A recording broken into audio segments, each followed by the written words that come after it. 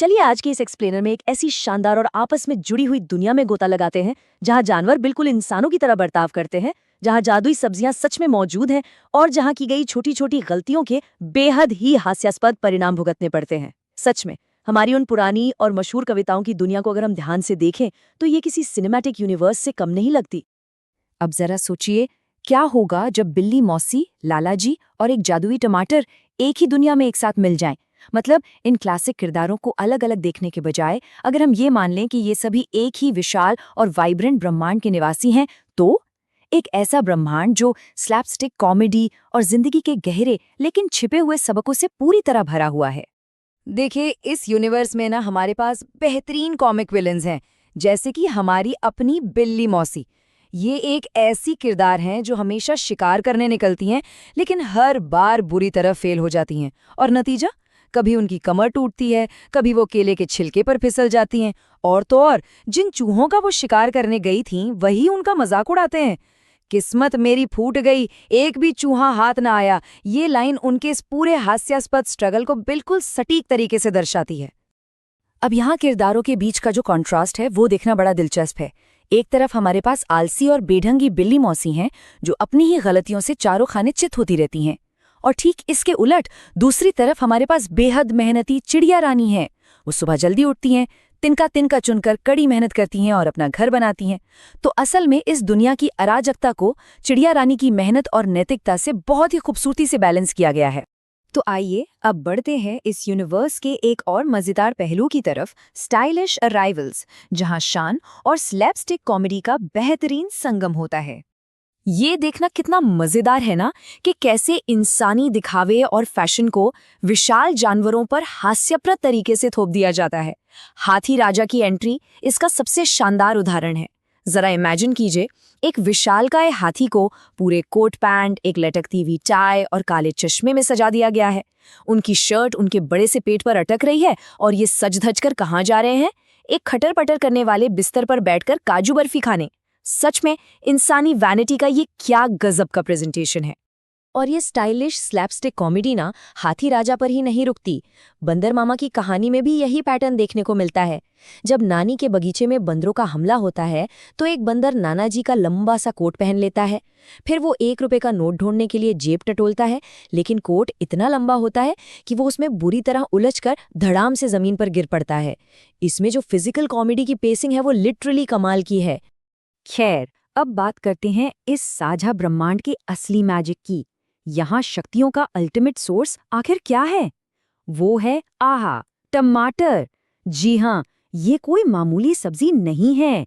ये एक ऐसा जादुई, रियलिटी बदलने वाला पावर सोर्स है जो प्राकृतिक नियमों को पूरी तरह से पलट कर रख देता है।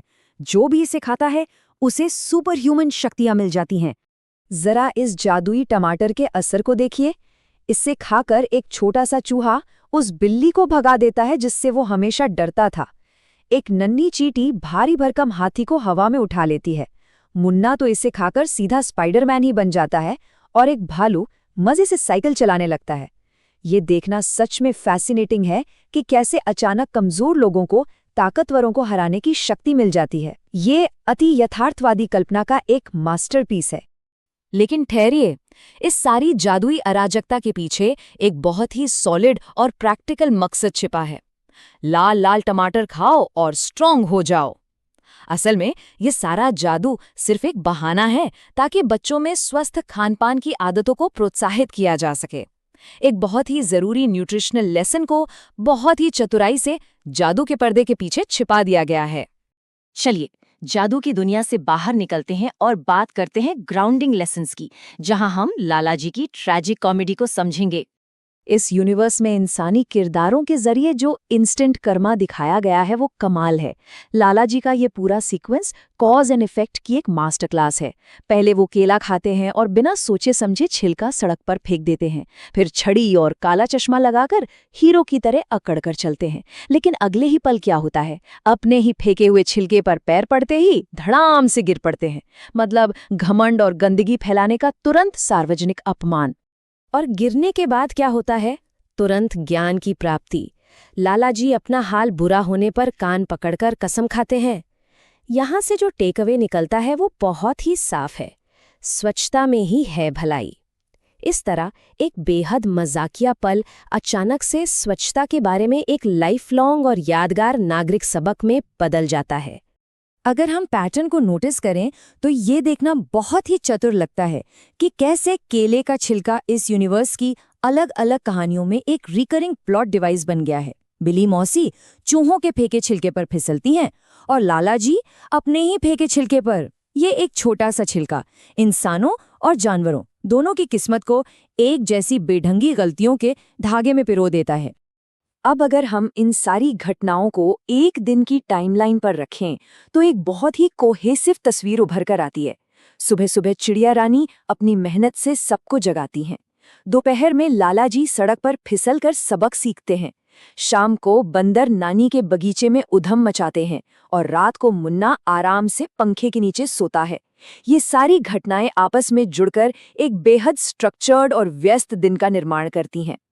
तो ये सब हमें एक बहुत ही दिलचस्प अंतिम विचार के साथ छोड़ जाता है।